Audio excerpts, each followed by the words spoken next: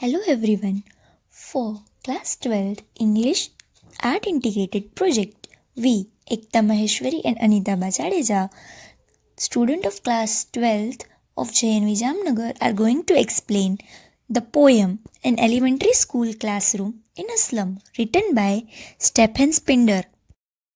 Far, far from gusty views, these children's faces, like rootless wits, the hair torn round the pallor, the tall girl with her weighed down head, the paper-seeming boy with red's eye, the stunned, unlucky hair of twisted bones, reciting a father's grinnelled dishes, his lesson from his desk, at the back of the dim class when unnoted, sweet and young.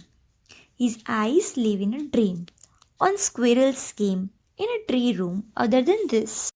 From this very first stanza of the poem, the poet describes the scenario of a elementary school classroom in a slum.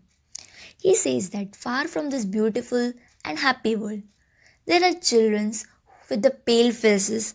They are looking like rootless weeds. Then he started introducing the characters. Firstly, he talks about the tall girl who has the burden of misfortunate, and that's why she is depressed and has bent down the head. Nextly, he talks about a thin and lean boy whose eyes are bulging like rat's eye, has inherited the twisted bone disease from his father, is sitting in the corner of the class. And then he talks about one unnoted, sweet, and young character who is living a dream of squirrel's game in a tree room. On sour cream walls, donations, Shakespeare's head, cloudless at dawn, civilized dome, riding all cities, bleeded flowery Terralese valley, open-handed map, awarding the world its world, and yet for these children, these windows, not this map, the world, were all their futures painted with a fog, a narrow street, sailed in with a lead sky far, far from rivers, capes, and star of words.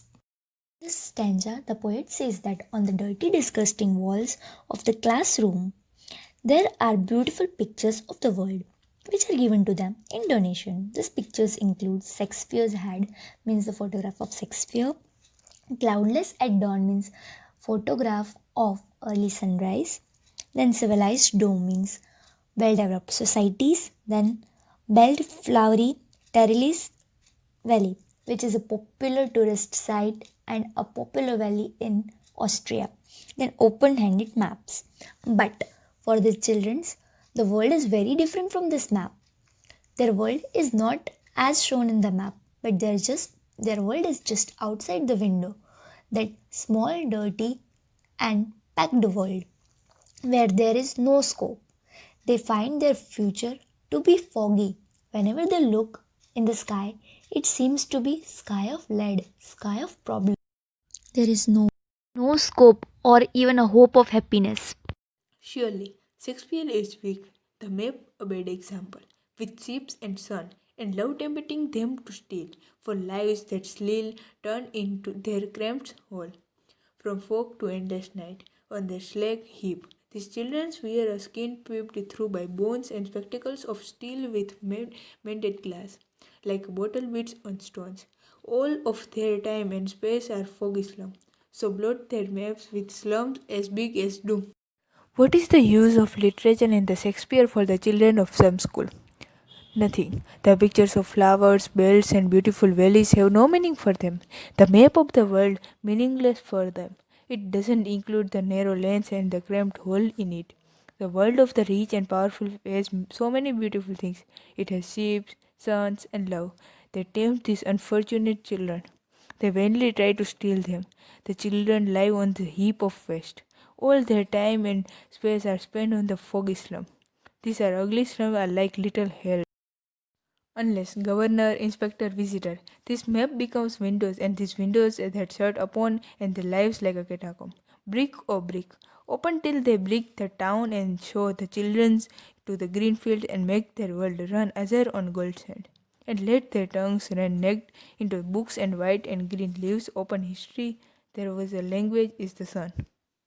All the governors, teachers, and other responsible persons owe a duty to these children. They can't have their own separate cozy world. These are the two different and distinct worlds. They will have to abridge. Anything that binds and blocks to progress of these slum children will have to be broken. This world must not be confined to a narrow lanes and cramped halls. It must extend and expand to the vast golden coast and azure seas. They will have to give complete freedom to express themselves. The pages of the book must open for them. Only those who have the warmth and strength of the sun creates history. At last, we want to thank CBSE for such great innovative idea of project.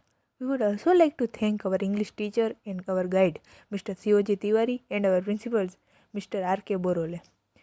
Also thank to our family for support.